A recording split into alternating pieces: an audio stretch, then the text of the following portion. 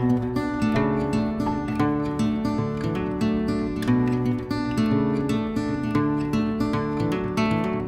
Dustin Manwaring, and my wife Whitney and I call Pocatello home. It's where we've decided to raise our family, and it's where I started my law practice. For the last 4 years, I've had the privilege of representing my hometown of Pocatello in the Idaho House.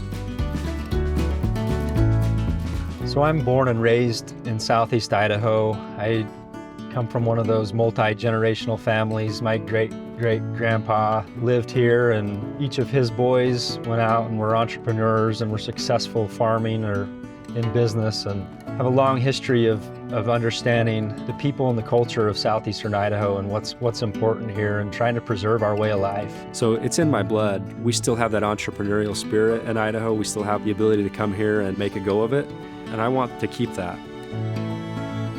When I graduated high school, went away for college and law school, and intentionally chose to come back here to Idaho and start my family, start my practice, my business here, and I haven't regretted one day of being back here in Idaho. I love it, and after I was practicing law for a few years, that's one of the things that motivated me to run, is how else can I be involved in my community? How else can I give back? And the gap that I saw was wasn't too many young people in Idaho politics, and particularly the Idaho legislature. Like, who's passing laws? Is my generation of young professionals represented in Boise? And so that was the motivation at that time. I'd been involved in politics and campaigns, but I never necessarily saw myself running for office, and then it kind of naturally evolved where, hey, maybe you should get involved, and this might be the place.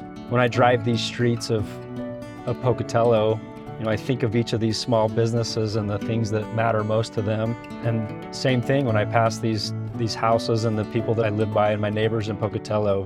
When I make decisions, I always think of three things. I always think whether it's going to promote small business, whether it's going to protect Idaho families, and whether it's going to preserve our natural resources.